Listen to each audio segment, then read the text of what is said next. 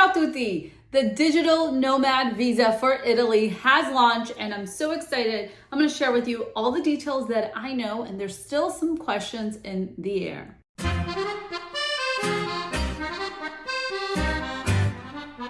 Hey guys, Fuse here, slightly obsessed with Italy, and I am a mid-budget travel creator who loves sharing stress-free travel tips to Europe.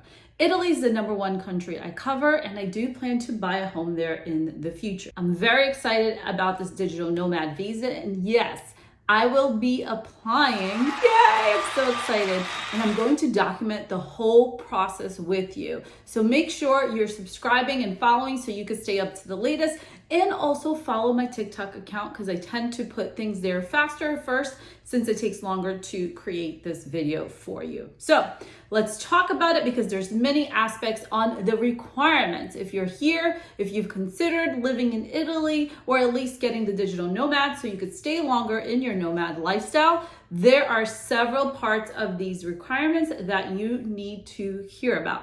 Essentially, there's about 8 areas as far as, or we could say topics, in order for you to qualify for the digital nomad visa. And then make sure you stay till the end because there is something you also have to do once you're approved and you get to Italy. There's an important extra step. All right, so numero uno.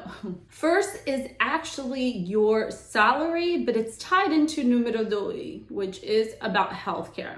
Essentially, you need to prove that you make at least 28,000 euros a year, which is about 3 times the exemption of your healthcare exemption cost. So basically, the country wants to make sure that if you fall ill or sick, you will not rely on their system and the government. Also, it is important to note that they have something called highly skilled worker. So who could really apply? Let's start with that before we get into these 8 aspects. What is highly skilled? No one seems to really know this answer. Is it tech?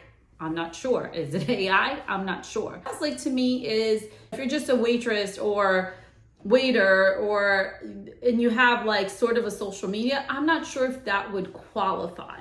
The more we see people applying and getting answers from the consulate and from Italy, we should know a little bit more about this highly skilled in the near future.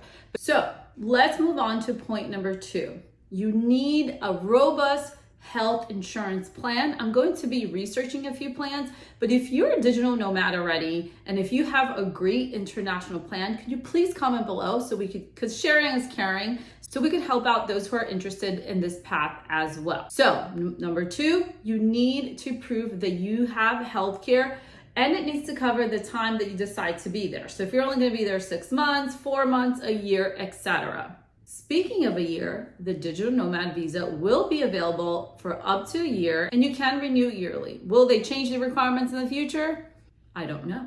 Item numero 3, accommodations. Now, they want you to provide some kind of proof of accommodation, either a letter of intent from a friend, maybe an Airbnb booking, which you could book and cancel if you're not going during that time, or some other rental agreement. This does sound though like this will be further in the process.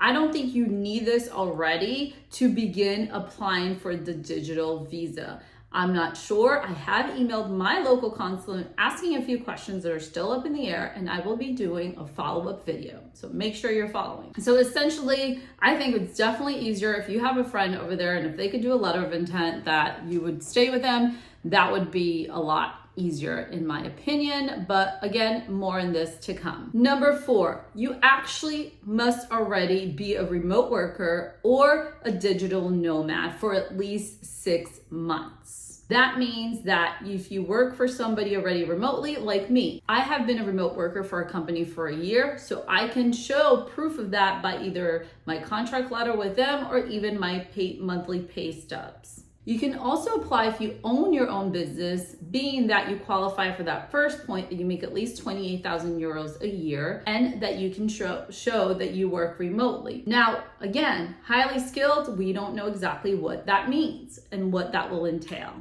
criminal record certificate. So essentially, you're gonna have to go and get a criminal record certificate showcasing you haven't committed any crimes in the last 5 years. I believe you apply in your local county.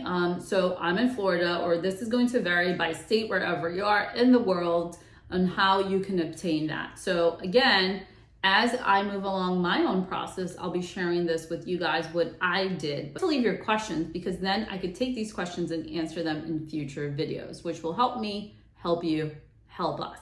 The next one is really interesting. It has to do with tax compliance. Now, they say that you have to be updated with your state tax and federal taxes, but how are they going to really verify this? I'm not sure. So I'm going to be asking my accountant about this, because again, it's the Italian government reviewing this. So they do want you to be in good standing with your taxes in your country of origin, where you are a citizen. The other part of this equation is they want you to be proactive in doing research about being tax compliant in Italy and trying to understand taxes in Italy. So this is simply consulting with a local tax consultant. And I recommend you get into some Facebook groups about living in the area that you're looking into, and they probably could refer you to a tax consultant. From what I get is you just have to show them interest that you are willing to educate yourself about taxes. Now, will you owe taxes at the end of your stay? I'm not sure. That is going to be a follow-up question that I have for the consulate, and I will let you guys know. Last bit is the duration. The duration actually lasts for a year, and again, you will be able to renew it annually. Now, one very interesting aspect of this digital nomad visa, and I think it's also another reason why it's super enticing. Not only are you going to be living in Italy, enjoying fantastic food for a fraction of the cost of living in the United States, with gorgeous scenery, might be the hills, countryside, or maybe the coastal line, you actually can take your family. First you apply for yourself, and then you have to apply for a family. You'll be able to apply for a family reunification process. Some people are saying that the local police of where you're gonna stay is the one that decides that. I'm not sure. Another thing for me to investigate further. But I love this idea that it's family friendly, and I think that's awesome because so many of you have small kids and want to experience living abroad. My kids are older, so it's a little bit different, but still, I think this is fantastic in case they decide to come along later too. So, Fuse. Sign me up. How do I apply? The first thing, you have to gather all these documents and make sure that you qualify and you meet the requirements. Next, you have to find your local consulate office. Mine happens to be Miami. Now, when I go on the website, and they say the fee is going to be about $125 because it is like a visa application.